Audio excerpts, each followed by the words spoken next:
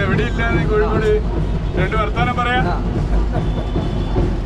അപ്പോ എല്ലാ നിലയിലും ഒരു നദിക്ക് കുറുകെ ഇതുപോലെ ഒരു സംവിധാനം കേരളത്തിൽ അപൂർവമാണ്, ഇന്ത്യയിൽ അപൂർവമാണ്. ചാലിയാർ ഒട്ടേറെ ചരിത്രപരമായ പ്രത്യേകതകളുള്ള ഇടമാണ്.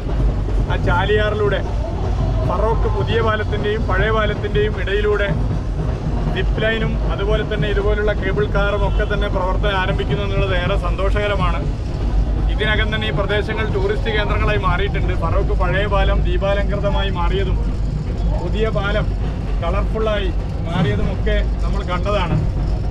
ആ ഘട്ടത്തിൽ ചാമ്പ്യൻസ് സ്പോർട്സ് ലീഗ് വള്ളംകളിയും ബേപ്പൂർ ഇന്റർനാഷണൽ വാട്ടർ ഫെസ്റ്റും ഒക്കെ നടക്കുന്ന ഈ വേദിയിൽ പുതിയ പുതിയ ഐറ്റംസ് വരികയാണ്.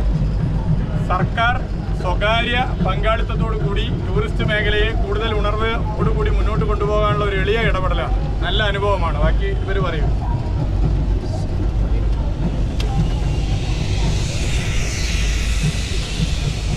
അടുത്ത സിപ്പ് ലൈനാവും.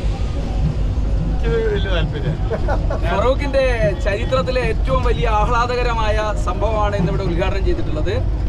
ബേപ്പൂർ തുറമുഖം, ടിപ്പുവിന്റെ കോട്ട, ചാലിയാർ, അങ്ങനെ തുടങ്ങി വളരെ ചരിത്ര പ്രസിദ്ധമായിട്ടുള്ള മേഖലകളെല്ലാം ചേർന്ന പ്രകൃതി രമണീയമായ പ്രദേശമാണിത്.